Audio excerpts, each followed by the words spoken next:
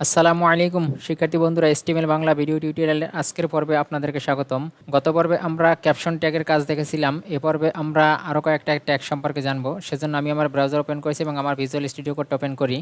Open করার পর আজকে প্রথমে যে ট্যাগটা আমরা জানবো সেটার নাম হচ্ছে কোড। তো কোড ট্যাগ লেখার জন্য কোড লিখে এন্টার দিলে আমার স্টার্টিং ট্যাগ এবং ক্লোজিং ট্যাগটা চলে আসবে। এটার মাঝখানে আমি এন্টার দিয়ে ক্লোজিং ট্যাগটা একটু নিচে নামিয়ে দিই। নিচে নামিয়ে দেওয়ার পর এখানে আমি যদি লিখি এক্সাম্পল, আমি একটা সেন্টেন্স লিখলাম, লরেমের 5টা ওয়ার্ড লিখব। লেখার পর আমি এন্টার দিলে লরেমের 5টা ওয়ার্ড চলে আসবে। এখানে দেখেন আপনি ব্রাউজারে ছোট আকারে এই লেখাটা চলে আসছে। এই লেখাটা কিন্তু অন্যান্য লেখার তুলনায় অনেক ছোট। যেরকম আমি এখানে যদি একটা পি ট্যাগ নেই, পি ট্যাগ নেওয়ার পরে এখানে যদি আমি লরেমের 5টা ওয়ার্ড লিখি, সেক্ষেত্রে আপনি দেখবেন এটার আউটপুটটা অন্যরকম। অর্থাৎ এটা কিন্তু পি ট্যাগ, জাস্ট নর্মাল একটা টেক্সট। কিন্তু এই লেখাটা কিন্তু আরও ছোট এবং এর ডিজাইনটাও অন্যরকম। ছোট আকারে কিছু লেখার জন্য এই কোড ট্যাগটা ব্যবহার করা হয়। এটা মূলত একটা ফ্রেশ ট্যাগ। ফ্রেশ ট্যাগ বলতে এখানে 6টা ট্যাগ আছে, যে ট্যাগগুলো আসলে ফ্রেশ ট্যাগের অন্তর্ভুক্ত। তো সেই ট্যাগগুলো সম্পর্কে আমরা পরবর্তীতে জানবো। তারপরে আমি এখানে আপনাদের ছোট্ট একটা লিস্ট দিয়ে দেই। যেরকম প্রথমে আছে ইএমটা হচ্ছে ফ্রেশ ট্যাগ 1 নাম্বার। 2 নাম্বারে হচ্ছে স্ট্রং ট্যাগটাও ফ্রেশ ট্যাগের অন্তর্ভুক্ত। 3 নম্বরে আরেকটা ট্যাগ আছে, সেটার নাম হচ্ছে কোড। এই যে আমরা যে কোডের ব্যবহার দেখলাম, এইটার নাম কোড ট্যাগ। এরপরে আর একটা ট্যাগ আছে, সেটার নাম হচ্ছে অর্থাৎ স্যাম্পল ট্যাগ, এটাও একটা ফ্রেশ ট্যাগ। এরপরে আর একটা ট্যাগ আছে, সেটার নাম হচ্ছে কেবিডি অর্থাৎ কিবোর্ড ট্যাগ। আর একটা ট্যাগ আছে, সেটার নাম হচ্ছে ভার মানে ভেরিয়েবল। তো আমরা এগুলোর কাজ পরবর্তীতে দেখব। আপনাকে জাস্ট এই 6টা ট্যাগ সম্পর্কে জানিয়ে রাখলাম যে এই 6টা ট্যাগ হচ্ছে ফ্রেশ ট্যাগ।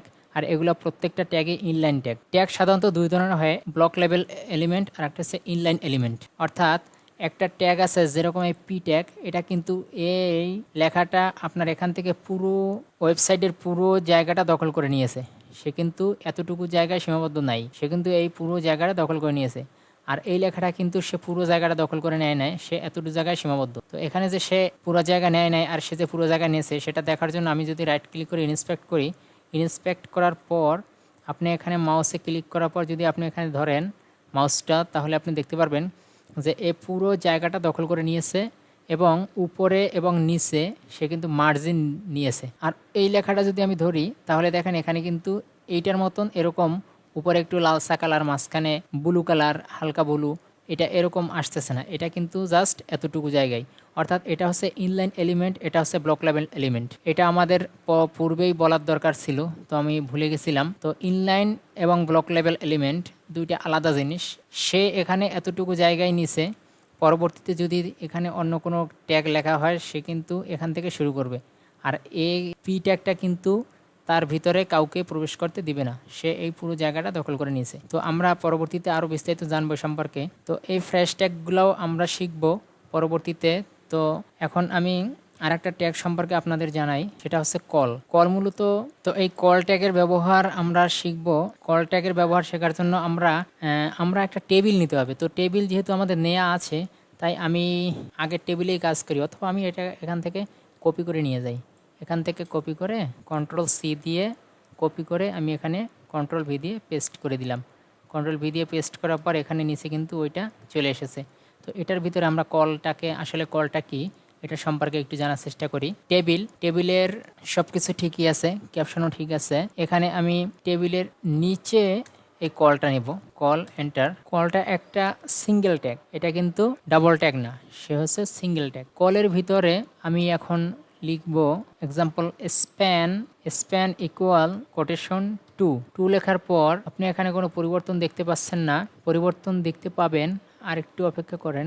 সেক্ষেত্রে এই 2 পরে আমি যদি এখানে আরেকটা লিখি স্টাইল লেখার পর আমি এর ভিতরে লিখব ব্যাকগ্রাউন্ড কালার রেড সেমিকোলন দেওয়ার পর দেখেন এখানে পুরোটা জায়গা কিন্তু সে প্রত্যেকটা কলাম, এটা একটা কলাম, এটা একটা কলাম, এটা একটা রো, এটা একটা রো, এটা একটা রো, এটা কিন্তু এই কলাম এবং এই কলাম সে পুরো কলামে স্টাইলটা নিয়ে নিয়েছে। আমি যদি কল অন দেই, তাহলে দেখেন এখানে একটা কলাম সে ডিজাইনটা নিয়ে নিয়েছে। আমি যদি এর ভিতরে আমি যখন এখানে 1 দিয়েছি, সে কিন্তু একটা কলামের কালারটা চেঞ্জ করছে। আমি যদি এখানে 2 দেই, তাহলে সে 2টা কলামের কালার চেঞ্জ করবে। আমি যদি এখানে 3 দেই, তাহলে কিন্তু সে 3টা কলাম পাচ্ছে না। 3টা কলাম যদি করতে হয় সেক্ষেত্রে আমাকে এখানে আরেকটা টিএস অর্থাৎ টি হেডের পরে আমি এখানে লিখব রিমার্কস লিখলে সে কিন্তু আরেকটা এখানে কলাম পেয়ে যাচ্ছে। সেই ক্ষেত্রে সেও কিন্তু এটার কালার করে নিচ্ছে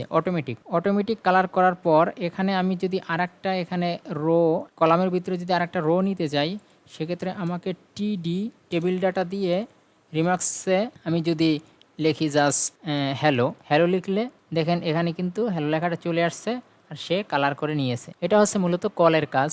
এখানে কল দ্বারা কলাম বোঝানো হয়েছে, একটা কলাম, 2টা কলাম, 3টা কলাম।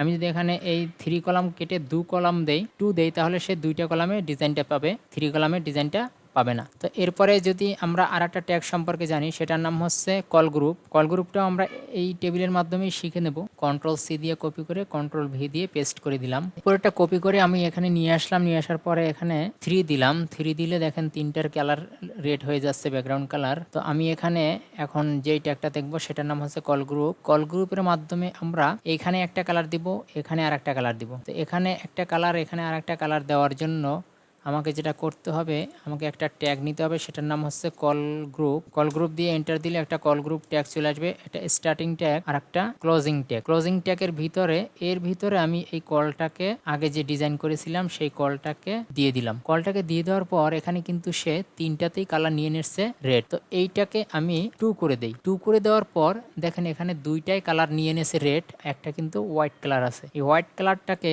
আমি যদি আরেকটা কালার দিতে চাই সেক্ষেত্রে আমাকে লিখে আমি যদি এটার কালারটা রেড না লিখে যদি ইয়েলো লিখি, দেখেন এখানে কালারটা ইয়েলো চলে আসছে। 3টার এখানে 2টাই দিয়েছি আমি রেড কালার, একটাই দিয়েছি ইয়েলো কালার। এখন আমি যদি চাই না এটাকে 2টাতে আমি দেব রেড ইয়েলো কালার আর একটাতে দেব আমি রেড কালার, সেক্ষেত্রে কিন্তু 2টাই ইয়েলো কালার পাবে, একটাতে রেড কালার পাবে। আবার যদি আপনি চিন্তা করেন এখানে 2টাতে আমি রেড কালার দেব, উপরেরটা কিন্তু আগে বেশি প্রায়োরিটি পাচ্ছে দ্বিতীয়টার তুলনায়, কিন্তু দ্বিতীয়টাতে যদি আপনি 3 দিয়ে দেন তাহলে কিন্তু সে নিতে পারতেছে না। প্রথমটায় যে কয়টা কালার দেওয়া থাকবে সেইটা নেওয়ার পর দ্বিতীয়টায় সে যা ভাগে পাবে তাই নিয়ে নেবে। এখানে প্রথমে আপনি ভাগ করে দিচ্ছেন একটা, এরপরে সে 2টায় কালার নিয়ে নেবে। যদি আপনি প্রথমে ভাগ করে দেন 2টা তাহলে সে পরেরটায় একটা কালার নিয়ে নেবে। আপনি এখানে ভ্যালু যদি 2ও দেন তাহলেও কাজ সে করবে না। আবার আপনি এখানে ভ্যালু যদি এটা কেটে দেই, এটা কেটে দিয়ে যদি আমি শুধু রাখি তাহলে কিন্তু সে এখানে একটাই কালার পাচ্ছে আর 2টাই রেড কালার পাচ্ছে। আমি যদি এবার এখানে 1 দেই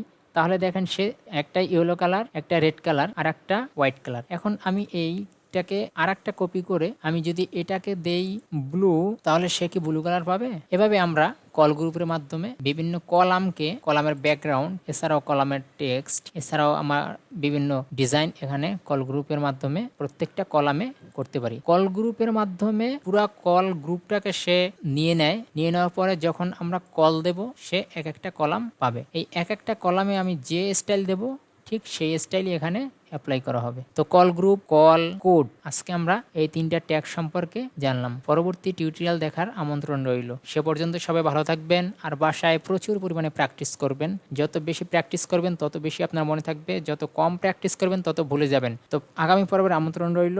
আল্লাহ হাফেজ।